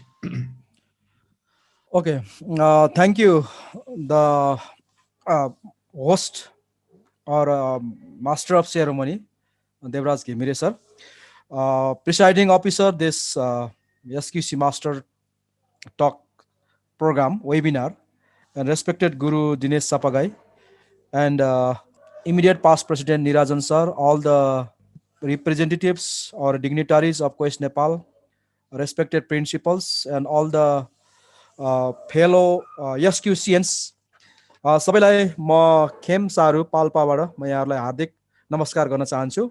मलाई अत्यन्तै महत्त्वपूर्ण जिम्मेवारी र अवसर प्रदान गर्नु भएकोमा म अर्गनाइजिङ कमिटी प्रति आभार व्यक्त गर्न चाहन्छु। र अलि अप्ठ्यारो मेरो अर्गनाइजेसनका प्रेसिडेन्ट राजकुमार सरले अत्यन्तै डिटेलमा आफ्नो प्रस्तुतिहरू राखिसक्नु भएको छ र मैले सायद उहाँलाई कमेन्ट, उहाँको प्रेजेन्टेसन पेपर प्रेजेन्टेसनमा कमेन्ट गर्ने योग्यता त राख्दिन, तैपनि म केही कुराहरू राख्न चाहन्छु। र खास गरी राजकुमार सरले इभोल्युसन, यो एसक्युसी को इभोल्युसन सँग एसक्युसी को स्टुडेन्ट क्वालिटी सर्कल को इभोल्युसन, जसलाई दिनेश सरले अलिकति आफ्नो कुराहरू यो भिजुअल मार्फत राख्नु भएको थियो, भिडियो मार्फत, र त्यसमा अझ बढी कुराहरू हाम्रो पेपर प्रेजेन्टर रेस्पेक्टेड राजकुमार सरले राख्नु भएको छ। एज अफ क्राफ्ट्सम्यान देखि प्रिन्सिपल अफ साइन्टिफिक म्यानेजमेन्ट सिस्टमसम्म र परेटो प्रिन्सिपलदेखि 80-20 प्रिन्सिपल्स र कायरो इसिकावाको 11 प्रिन्सिपल्ससम्म र problem solving 7 steps of problem सल्भिङसम्म उहाँले बडो सिलसिलेवार तरिकाले सेक्वेन्सियली नबिराइकन अहिलेसम्म क्वालिटी म्यानेजमेन्ट र हामी एसक्युसी र नेसनल एसक्युसी काउन्सिल र स्कुल कन्भेन्सन र हब कन्भेन्सनसम्म आउँदाखेरि यो एज अफ क्राफ्ट्सम्यान देखि प्रिन्सिपल अफ साइन्टिफिक म्यानेजमेन्ट सिस्टमबाट सुरु भएको यो इभोल्युसनलाई यहाँसम्म टुङ्ग्याउनु भएको छ र अत्यन्तै सिलसिलेवार तरिकाले उहाँले राख्नु भएको कुरा हामी सबैले देख्ने हेर्ने मौका पायौँ। र त्यहाँदेखि सुरु भएको कुराहरूलाई WCTQEE का 1997 मा WCTQEE को स्थापना र यसले सबै विभिन्न देशहरू जो यसमा इन्भल्भ हुन चाहनुहुन्थ्यो यो मुभमेन्टमा उहाँहरूलाई समेटेको कुराहरू राख्नु भएको छ, अत्यन्तै राम्रो छ। र नेपालको सन्दर्भमा हिमालय विद्या मन्दिर मा फर्स्ट यो एसक्युसी को अभ्यासहरू सुरुवात भएको कुराहरू राख्नु भएको छ र त्यसपछि जेनेरेसन अफ यो एसक्युसी मुभमेन्टलाई पनि सिक्वेन्सली राख्नु भएको छ। अत्यन्तै राम्रो लागेको छ र खास गरी नेसनल कन्भेन्सनका कुराहरू उठाउनु भयो र यो पनि सबैलाई, किनभने हामीले नेसनल कन्भेन्सनका कुराहरू सुरुवात कहाँदेखि भयो भन्ने कुराहरूलाई पनि राख्नु भएको छ र विशेष गरी first national convention Kathmandu University high स्कुलले सेन्ट जेभियर्स स्कुलमा आयोजना गर्नुभएको कुरादेखि अहिले हाम्रो इन्टरनेसनल कन्भेन्सन सम्मको कुराहरू 23rd इन्टरनेसनल कन्भेन्सन नेपालले गर्ने अवसरसम्मको बारेमा राख्नुभयो। र त्यसपछि मलाई अत्यन्तै राम्रो लागेको कुरा के पनि हो भने हाम्रा गुरु अग्रज प्रोफेसर दिनेश चापागाईले ज्यूले जुन एसक्युसी गाइड बुक, जसलाई हाम्रा पेपर प्रेजेन्टर ज्यूले चाहिँ एउटा हाम्रो गाइड बुक मात्र नभएर यसलाई चाहिँ हामीले एउटा हाम्रो पवित्र ग्रन्थको रूपमा, हैन, जसरी धार्मिक ग्रन्थहरू हुन्छन् त्यही ग्रन्थको रूपमा एसक्युसी मुभमेन्टमा रहनुभएका हामी एसक्युसियनहरूले अत्यन्त यसको अध्ययनको जरुरी छ। अहिलेसम्म तेस्रो भोल्युम आइपुग्दाखेरि हामीलाई धेरै कुराहरू सुधारिएर आएका कुराहरू र अध्ययन गर्नुपर्ने मोटिभेसनल इन्सपिरेसन पनि हामीलाई दिनुभएको छ र यसलाई इन्टरनेसनल रिकग्निसन पनि प्राप्त भएको कुराहरू मेन्सन गर्नुभयो र यो हामी सबैको लागि नलेजको विषय रहेको छ। र फर्स्ट, सेकेन्ड र थर्ड एडिसन 2008 देखि सुरु भएर 2019 सम्म लेटेस्ट एडिसनसम्म यो एसक्युसी गाइड बुक पब्लिसको कुराहरू पनि उहाँले समेट्नु भएको छ। त्यसै गरी यो इन्टरनेसनल कन्भेन्सन, फर्स्ट कन्भेन्सनदेखि अहिले आएर लेटेस्ट 23rd इन्टरनेसनल कन्भेन्सन जुन नेपालले होस्ट गर्ने 2020 अक्टोबर 28-30 सम्म उहाँले राख्नुभयो। यो अत्यन्तै सान्दर्भिक र महत्त्वपूर्ण कुराहरू उहाँले व्यक्त गर्नुभएको छ र मलाई खुसी लाग्यो र यस कुरामा। र त्यसै गरी अलिकति हामीले सेयरिङ गर्दाखेरि उहाँले राख्नु भएको छ, तैपनि खास गरी फर्स्ट जेनेरेसन र यो हाम्रो प्रोफेसर दिनेश चापागाई सरले 1962 मा यो जुन जापानमा सुरु भयो र यो प्रब्लम विथ के भन्छ, solve problem with collaboration of its workers with the principle of people who are directly working can solve their problem if they work collaboratively भन्ने कुरालाई यो खास गरी उहाँले यो जापानको कुरा जुन चाहिँ 1962 मा यसलाई फर्स्ट जेनेरेसनको रूपमा राख्नु भएको र 1994 को डेट अलिकति यहाँ कन्फ्युजन भए। यो 1992 मा डाक्टर जगदीश गान्धीले स्कुल इन्स्टिट्युसनमा चाहिँ विद्यार्थीहरू मार्फत यसलाई प्रमोसन गर्ने कुराहरू राख्नु भएको छ र हाम्रो पेपर प्रेजेन्टरज्यूले 1994, दिनेश सरले 1992 र उहाँले 1994 को कुरा मेन्सन गर्नुभएको छ र यसमा अलिकति फरक मैले क्लियर हुन सकिनँ कि जस्तो लाग्छ मलाई म आफै। र खास गरी र तेस्रो जेनेरेसनको रूपमा चाहिँ नेपालमा यसमा पहिलो जेनेरेसन लाई हेर्दाखेरि यो चाहिँ के यो factory workers to improve the productivity and quality of their products को रूपमा सानो सर्कलको रूपमा चाहिँ 1962 मा यो फर्स्ट जेनेरेसनको रूपमा यसलाई मानिएको कुरा यहाँ व्यक्त भयो। खास गरी यो प्रोडक्सन भनौँ न, कुनै पनि प्रोडक्टलाई चाहिँ क्वालिटी इन्हेन्स गर्नको लागि यस्तो कुरा आएको पाइयो भने। र सेकेन्ड जेनेरेसनको कुरा गर्दाखेरि इन्स्टिट्युसनहरू, खास गरी इन्स्टिट्युसनहरूको क्वालिटीलाई इन्हेन्स गर्नको लागि विद्यार्थी मार्फत चाहिँ यस्तो कुराहरू आएको। र थर्ड जेनेरेसनको कुरा गर्दाखेरि खास गरी थोरै यसमा प्रेजेन्टरज्यूले मलाई छुटाउनु भयो जस्तो लाग्छ। यो मोडिफाइड प्रिन्सिपल्सहरू, एप्रोचेस र टुल्सहरू पनि यो मोडिफाइड रूपमा चाहिँ नेपालमा यो थर्ड जेनेरेसन लाई हामीले भनिरहँदाखेरि यो खास भिन्नता के छ त भन्दा फर्स्ट जेनेरेसन, सेकेन्ड जेनेरेसन र थर्ड जेनेरेसनको भिन्नता चाहिँ सेकेन्ड जेनेरेसनमा इन्स्टिट्युसनको क्वालिटीको कुरा विद्यार्थीहरू मार्फत गरिएको छ भने थर्ड जेनेरेसनमा चाहिँ यो प्रिन्सिपल जुन टुल्स, प्रिन्सिपल्स, एप्रोचेसहरू जुन चाहिँ सेकेन्ड जेनेरेसनमा र फर्स्ट जेनेरेसनमा पनि युज भएका थिए, त्यो टुल्सहरूलाई अलिकति थर्ड जेनेरेसनमा आउँदाखेरि मोडिफाइड रूपमा यो युज भएको र विद्यार्थीको प्रो सोसल पर्सनालिटी डेभलपमेन्टलाई चाहिँ फोकस गरिएको। सेकेन्ड जेनेरेसन र थर्ड जेनेरेसनमा अलिकति भिन्नता चाहिँ सेकेन्ड जेनेरेसनमा इन्स्टिट्युसनहरूको क्वालिटी विद्यार्थीहरू मार्फत भएको कुराहरू हामी गरिराखेका छौँ र पेपर प्रेजेन्टर आदरणीय अध्यक्षज्यूले पनि त्यही भन्नुभएको छ भने हामी नेपालमा चाहिँ डाइरेक्टली विद्यार्थीहरूको प्रो सोसल डेभलपमेन्टका कुराहरू गरेका छौँ। त्यसैले यो भिन्न रूपमा रहेको कुरा चाहिँ खास गरी यो मोडिफाइड प्रिन्सिपल एप्रोचेस र टुल्सहरूको कुरा चाहिँ गर्नुभएको छ। र अन्त्यमा उहाँको पेपर प्रेजेन्टेसन अत्यन्तै राम्रो छ र यो एउटा हिस्टोरिक हामी सबै एसक्युसीमा लाग्नेहरूलाई यो एसक्युसीको मुभमेन्ट र इभोल्युसनलाई चाहिँ अत्यन्तै सुरुदेखि सुरुवात जुन हिसाबले गर्नुभयो, खास गरी evolution of structure great wall 2020 BC देखि 1908 मा आउँदाखेरि हाम्रो सिंहदरबार बनेको हिस्ट्रीदेखि क्वालिटीसँग जुन कुराहरू जोड्नु भएको छ यो अत्यन्तै महत्त्वपूर्ण छ। र अलिकति मैले भन्नु पर्दाखेरि थोरै अझ पेपरमा यो हाम्रो नेपालमा यो इभोल्युसन यो एसक्युसीको विकासक्रमलाई हेर्दाखेरि अहिले पछिल्लो विकासक्रममा अलिकति डेटाहरू चाहिँ छुटेको जस्तो लाग्यो मलाई। यो खास गरी कन्भेन्सन रिप्रेजेन्टेटिभहरू अहिलेसम्म कति विद्यार्थीहरू चाहिँ हाम्रो कन्भेन्सन रिप्रेजेन्टेटिभ एटेन्ड गरे त टोटलमा, होइन, कति स्कुलहरूले कन्भेन्सन एटेन्ड गरिसक्नु भएको छ भन्ने कुराको डेटा भएको भए अझै राम्रो हुन्थ्यो होला। त्यसै गरी अहिलेसम्म नम्बर अफ हब्स, हामीले हब कन्भेन्सनको कुरा गरिराख्दाखेरि नम्बर अफ हब्स कतिवटा छ र हामी कति प्रदेशमा चाहिँ हामीले आफ्नो यो मुभमेन्टलाई अगाडि बढाइराखेका छौँ भन्ने कुराहरू त्यहाँ भएको भए अझै राम्रो हुन्थ्यो। र खास गरी हामीले यसमा धेरै जसो हामीले यो क्वेस्ट नेपाल मार्फत र काउन्सिल मार्फत है यो कुराहरू अगाडि बढाइराख्दाखेरि हामीले नेपाल गभर्मेन्टसँगको भूमिका र हाम्रो नेपाल गभर्मेन्टसँगको कोल्याबोरेसन र नेपाल गभर्मेन्टले हामीसँग के ठाउँ कसरी चाहिँ जस्तै एउटा त पाठ्यक्रम को एउटा चाहिँ हामीलाई अनुमति दिएको कुराहरू एउटा आयो र हामीले पाठ्य पुस्तक त्यही अनुसार बढाइराखेको कुरा सन्दर्भहरू पनि प्रस्तुत भयो भने नेपाल गभर्मेन्टसँगको अहिले त धेरै किसिमका गभर्मेन्ट छ, सेन्ट्रल गभर्मेन्ट, प्रोभिन्सियल गभर्मेन्ट र लोकल गभर्मेन्टसँग।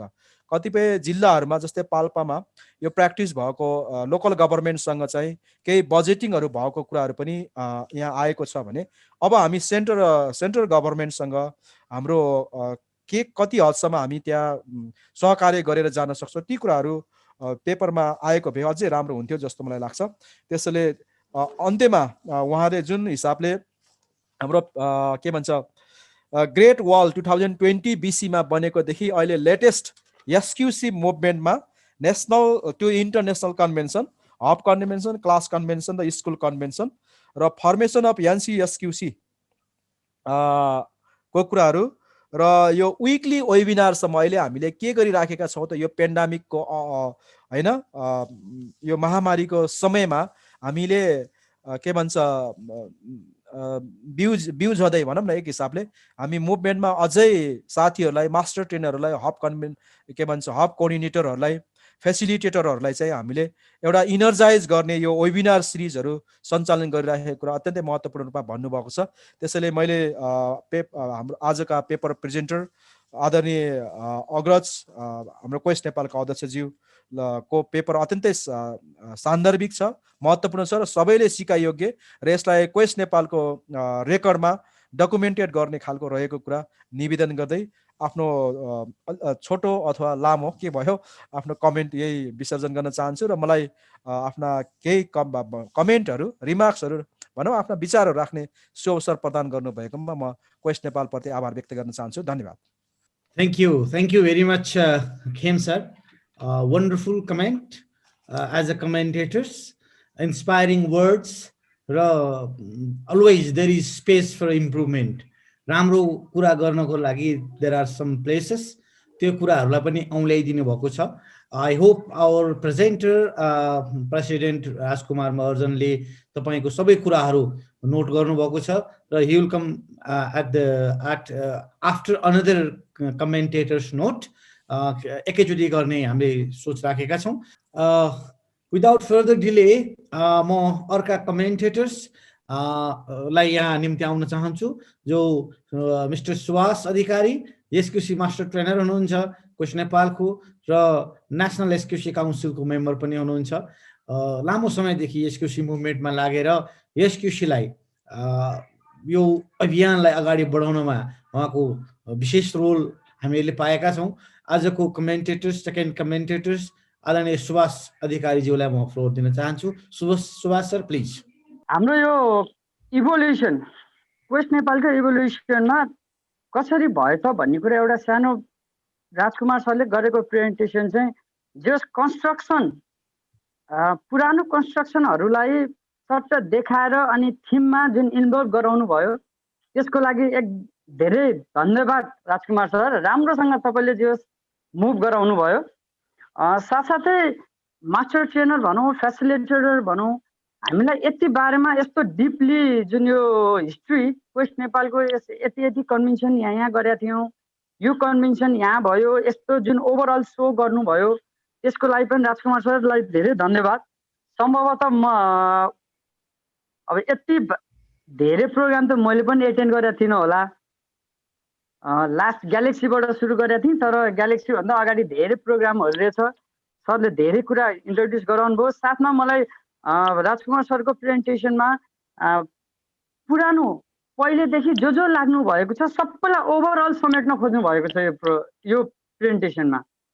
पहिलेदेखि लाग्नु भएको जो लाग्नु भएको छ उहाँ सबैलाई समेट्नु भएकोमा पनि त्यसमा राजकुमार सर एकदम राम्रो लाग्यो। कसैलाई काखा कसैलाई पाखा भने जस्तो केही गर्नु भएन, ओभरअल सबैलाई मिलाएर प्रेजेन्टेसन गर्नुभएको छ। यति गर्दा गर्दै पनि केही न केही त अलिकति तलमाथि भइ नै हाल्छ सर। यसमा अलिकति मैले देखेको के थियो भन्दा हामी फर्स्ट जेनेरेसन भयौँ, सेकेन्ड जेनेरेसन र थर्ड जेनेरेसनसम्म आइपुग्दाखेरि हामीले के स्ट्रगल गऱ्यौँ त? थर्ड जेनेरेसनमा आउँदाखेरि हामीले सेकेन्ड जेनेरेसनबाट के लियौँ र सेकेन्ड जेनेरेसनको के फाल्यौँ त? एउटा कुनै पोइन्ट लियौँ र कुनै टुल्स लियौँ सेकेन्ड जेनेरेसनको अनि त्यसलाई डेभलप गरेर थर्ड जेनेरेसनमा अझ मोर पावरफुल बनायौँ र यो कुरा चाहिँ हामीले सेकेन्ड जेनेरेसनको फाल्यौँ भन्ने यो अलिकति खुलाउनु भएको भए झन् त्यसमा बेटर हुन्थ्यो सर।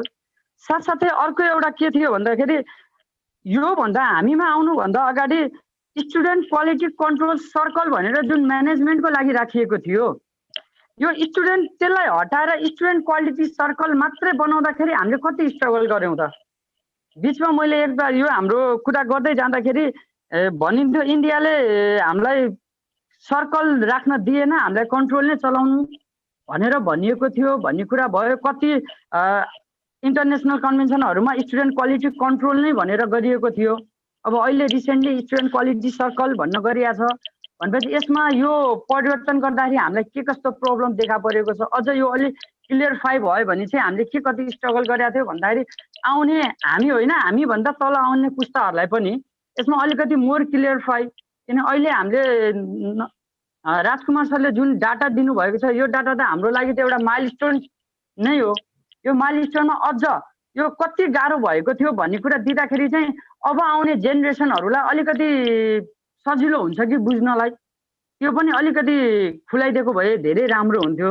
त्यसपछि अर्को टुल्सहरूको त भइहाल्यो, टुल्सहरू के चेन्ज भयो फर्स्ट सेकेन्ड थर्डमा आउँदाखेरि हामीलाई कहाँ चेन्ज गर्नु पर्यो यो एउटा कुरा पनि यसो सरले मोर क्लियरफाई गरिदिनु भएको भए अझ राम्रो हुन्थ्यो।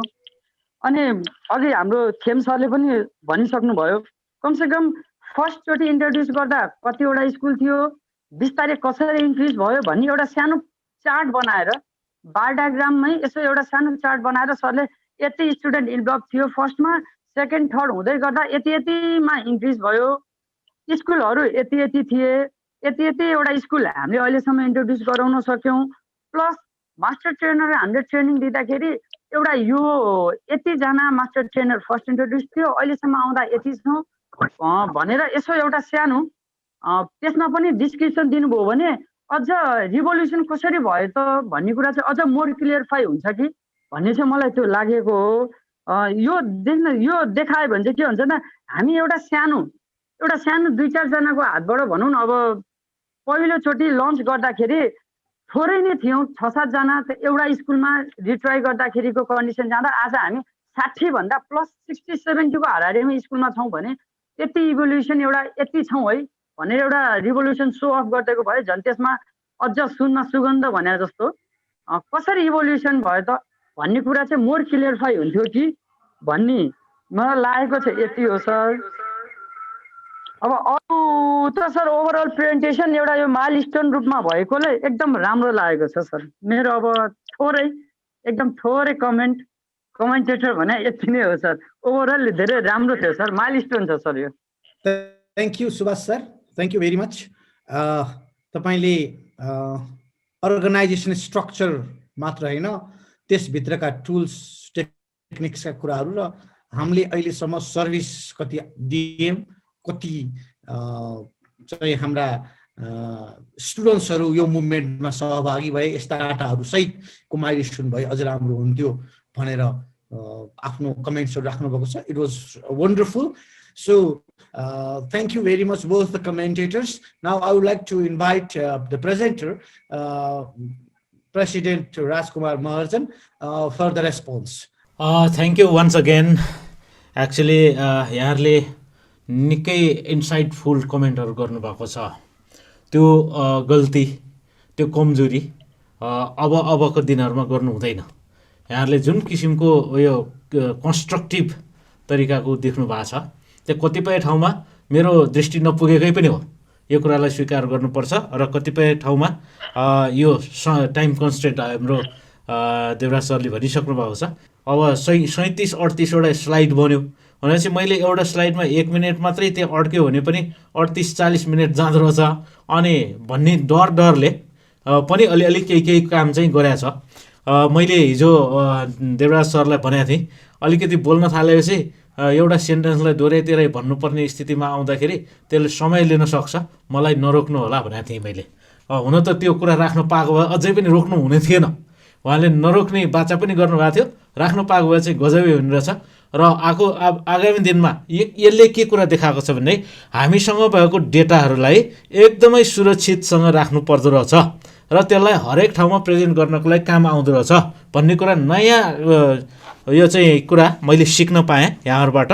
र एक्चुअली एउटा कुरा 1992 हो कि 94 हो भनेर खेम सरले भन्नुभएको थियो।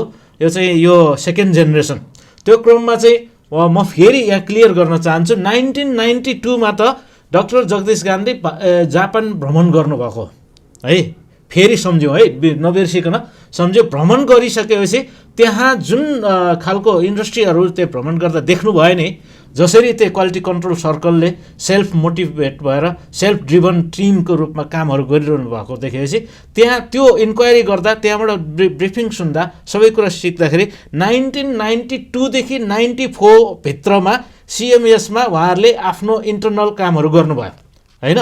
मैले 2टा फोटो देखाएको थिएँ, पिसी बिहारी, डाक्टर बिनिता कामरान होइन। अनि त्यसपछि 94 मा गइसके इन्टरनेसनल फोरममा प्रेजेन्टेसन गर्नुभएको, विद्यार्थीहरूले हङकङमा प्रेजेन्टेसन गरेको त्यो फर्मल प्रेजेन्टेसन 94 थियो। सो द्याट 94 लाई second generation of quality control सर्कलको इभल्भ भएको मानिएको त्यो हुन चाहिँ 1994 नै हो सर। ओके, सो अर्को मोडिफाइड प्रिन्सिपल्स, एप्रोचेस, टुल्स, एकदमै राम्रो कुरा भन्नुभएको छ तपाईँले। त यसमा चाहिँ के त भन्दाखेरि actually modified principles, tools and एप्रोचेसको बारेमा छुट्टै हाम्रो सिरिज छ क्या होइन, यसकै बारेमा डिस्कसन गर्ने सिरिज छ। टुल्सको बारेमा त 2टा सिरिज छ, टुल्स मात्रै कुरा गर्न, क्वालिटेटिभ र क्वान्टिटेटिभ टुल्सको लागि 2टा छुट्टै सिरिज छ र एप्रोचको बारेमा छुट्टै सिरिज छ होइन। त्यसमा त्यहाँ चाहिँ कुरा डिटेलमा हुने भएको कारणले मैले यसमा टच गरिनँ। सो द्याट यसमा अलिकति यस्तो यतिसम्म भनेर चाहिँ इन्ट्रोडक्सनसम्म एउटा चाहिँ 1 लाइनसम्म राख्न पाएको भए चाहिँ राम्रै हुने रहेछ भन्ने मलाई अहिले रियलाइज भएको छ।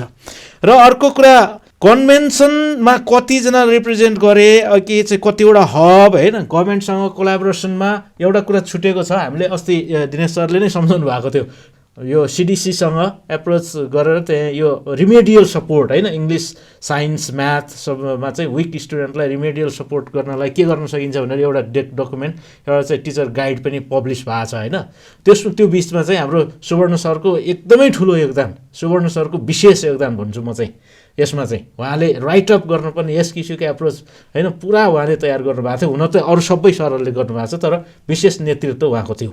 सो यो कुरा पनि छुटेकै छ र अब गभर्मेन्टसँग भएका जस्तै माथागढी गाउँपालिकामा जुन बजेट भएको छ लगायत गभर्मेन्टका हबका कुराहरू गभर्मेन्ट स्कुलका कुराहरू यी चिजहरू त यहाँ छुटेकै छन्।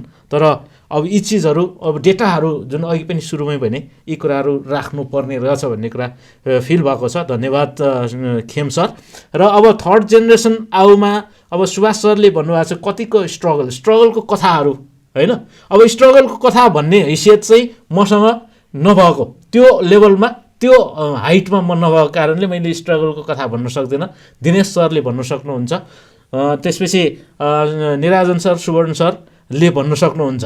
उहाँ चाहिँ एक निमेष पनि ऊ चाहिँ पर नबस्नु भएको सरहरूले भन्नुहुन्छ।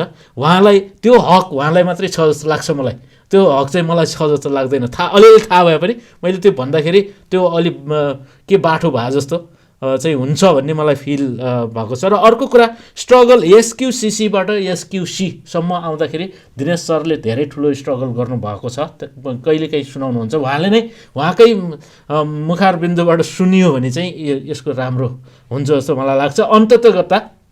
अन्ततगत्ता एनिवे लास्ट इयरदेखि जस्तै हामी थर्डमा 22 आइसिएसक्युसीको टाइमदेखि चाहिँ एसक्युसिसी नभइकन एसक्युसीकै रूपमा इन्टरनेसनल कन्भेन्सन भएको छ। त्यो हाम्रो लागि एउटा खुसीको कुरा हो। त्यो एउटा लाइनसम्म चाहिँ यहाँ राख्नुपर्ने भन्ने कुरा मलाई फिल भयो है। त्यस्तै गरी अब नम्बर अफ पार्टिसिपेन्ट्सको कुरा अघि भनिसके डायग्राम यो बनाउनु पर्ने चार्ट एन्ड डायग्राम बनाएर डेटाहरू हामी त फ्याक्ट्स एन्ड फिगर्समा खेल्ने होइन। फ्याक्ट्स एन्ड फिगर्सको चाहिँ आधारमा मानेर मात्रै एसक्युसीले काम गर्छ भनेर हामी भनिरहेको अवस्थामा त्यो चाहिँ प्रेजेन्ट गर्न चाहिँ अब अलिकति सकिएन होइन। त्यसको लागि म क्षमा प्रार्थी छु र आउँदा दिनहरूमा यसलाई यी चिजहरू आवश्यक रहेछ भन्ने कुरा मैले रियलाइज गर्दै यहाँहरूले जुन खालको एउटा कन्स्ट्रक्टिभ सजेसन दिनुभयो, सँगसँगै जति पनि चाहिँ इन्करेजिङ वर्ड्सहरू दिनुभयो, इभन हाम्रो सबै यहाँ सरहरूले म्यामहरूले लेख्नु भएको छ च्याटमा, सबैलाई पुनः एकचोटि धन्यवाद दिन चाहन्छु। मैले यहाँहरूको जिज्ञासालाई कतिको समेट्न सकिनँ।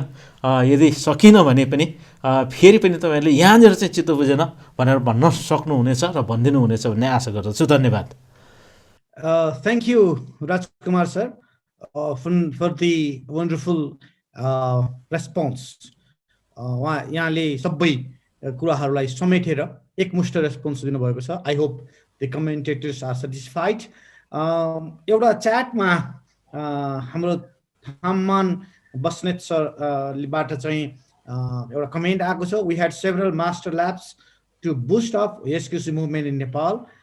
Had the different phases of master lab and the cornerstones agreed on to apply in SQC journey while practicing been included in the presentations. It would have added the charm of the presentation भनेर suggestion दिनुभएको छ। I hope राजकुमार सरले यो हेरिसक्नु भएको छ र यसको पनि एन्सर गरिसक्नु भएको छ। इट विल बी एडेड अब नेक्स्ट हाम्रो एपिसोडहरूमा र अगाडि दिनहरूमा।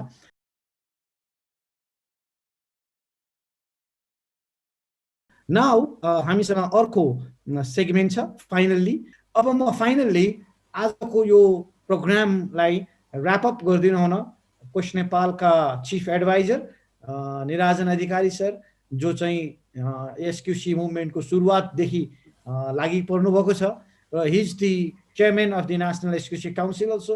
अब नेपालको one of the pioneer master ट्रेनरका पनि ट्रेनर चाहिँ निराजन सर, एडुकेटर, कवि पनि भन्न मन लाग्छ मलाई त, उहाँले राम्रो राम्रो कविता लेख्नुहुन्छ।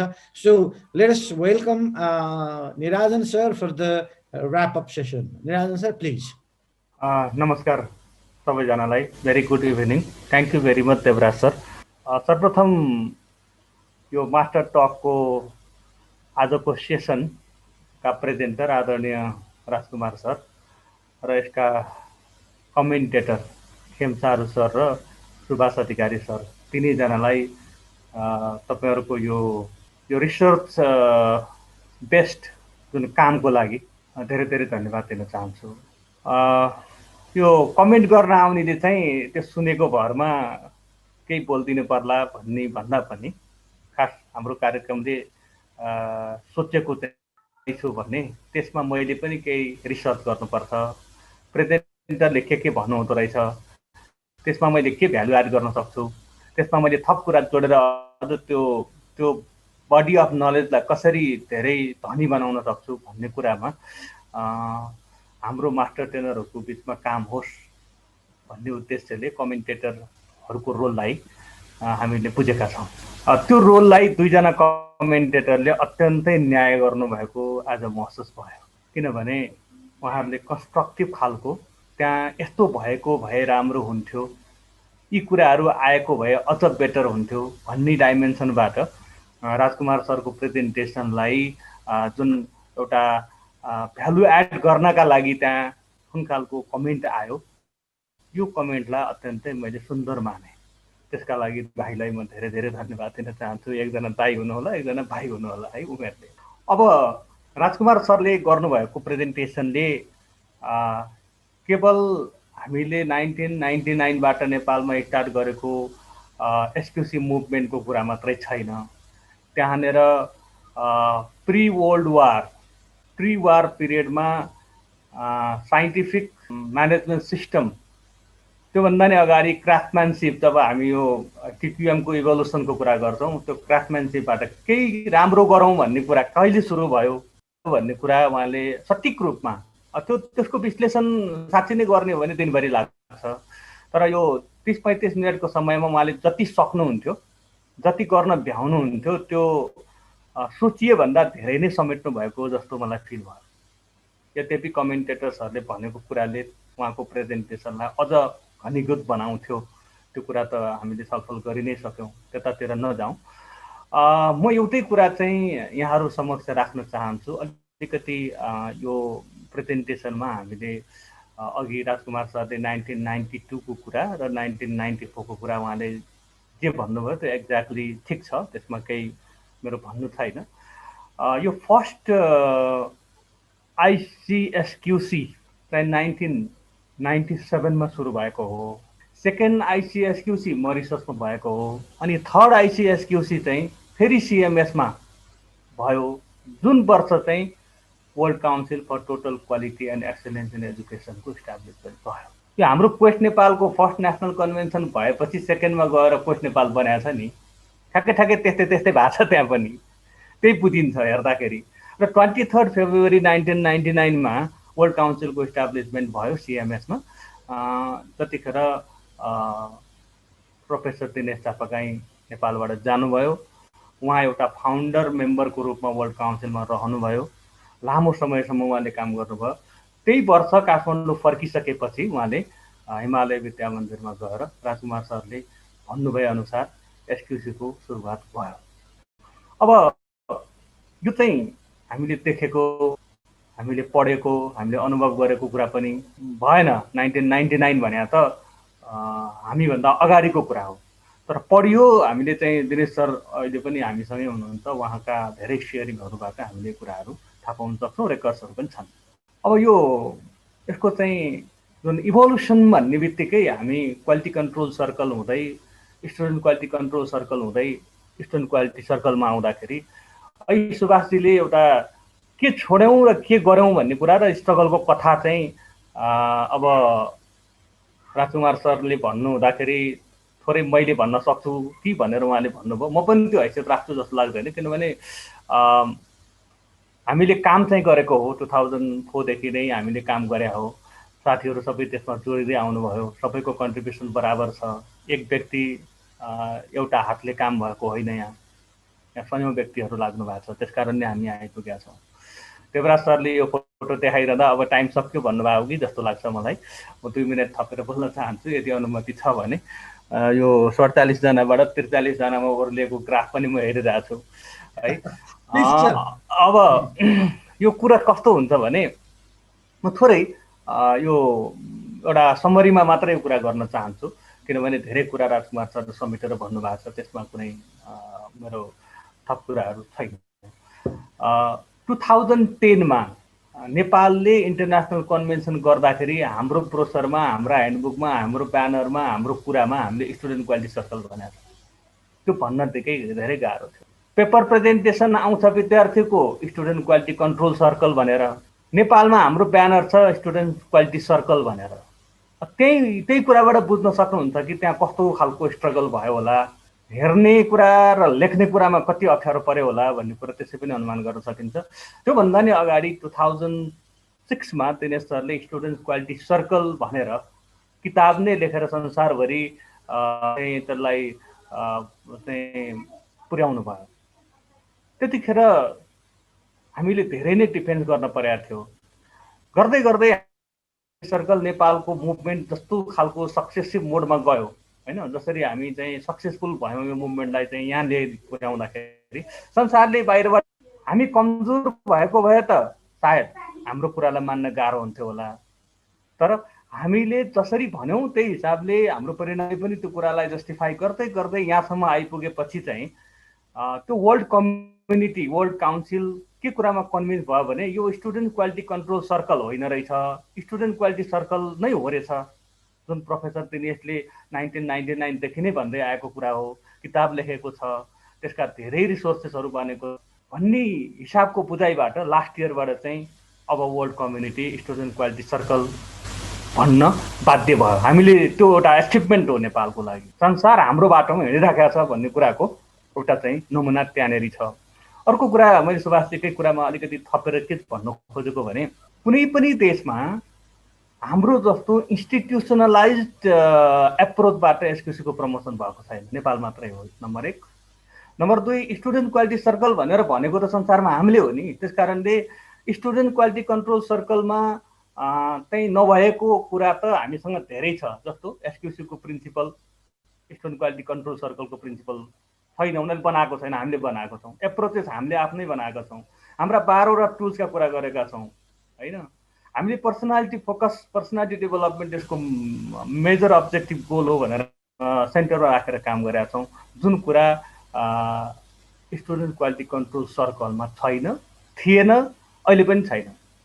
भनेपछि हामी अलिकति त्यो नभएको, त्यहाँ ग्याप भएको र हामीले धेरै रिसोर्सेसहरू बनाएको, त्यसलाई धेरै नै काम गरेर हामीले त्यो वर्ल्ड कम्युनिटीलाई देखाएको कारणले अब उनीहरूसँग त केही पनि छैन। स्टुडेन्ट क्वालिटी कन्ट्रोल सर्कलसँग चाहिँ खासै कुरा धेरै छैन जुन हामीसँग छ। अब त्यो नाम मात्रै राखेर हुँदैन, अब स्टुडेन्ट क्वालिटी सर्कल भनिसकेपछि त हाम्रो कुरा संसारभरि गयो। अब हाम्रो प्रिन्सिपल, हामीले बनाएका एप्रोचेसहरू, हाम्रा टुल्सहरू, हाम्रा टेक्निकहरू, हाम्रो पर्सनालिटी फोकसको जुन एप्रोच हो एसक्युसीको, त्यो अब संसारभरि त्यही हिसाबले जान्छ, ढिलो चालन जान्छ, अहिले नगए पनि पछि जान्छ।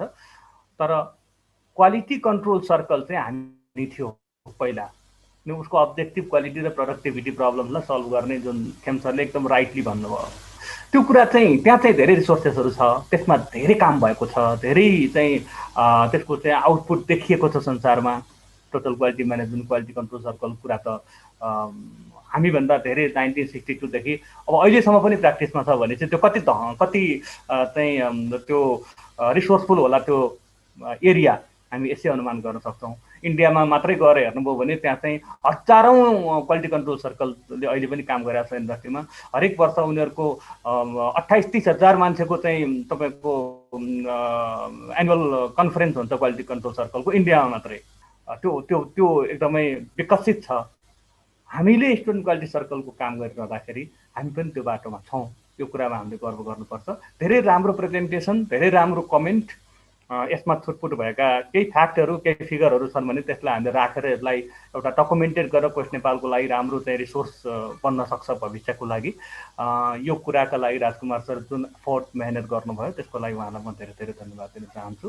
र मेरो यो छोटो ब्रिफिङ एउटा कन्क्लुसिभ खालको ब्रिफिङ भनेर मलाई देवराज सरले भन्नुभएको थियो, म यहीँनिर टुङ्ग्याउन चाहन्छु, म धेरै बोल्न चाहदिनँ। 2 घन्टा बित्न लागिसकेको छ। सबै मास्टर ट्रेनर्स, फेसिलिटेटर्स, अर्गनाइजिङ टिमलाई मलाई यो अवसर दिनुभएकोमा र मलाई सुनिदिनु भएकोमा म धेरै धेरै धन्यवाद अर्पण गर्न चाहन्छु। धन्यवाद, नमस्कार।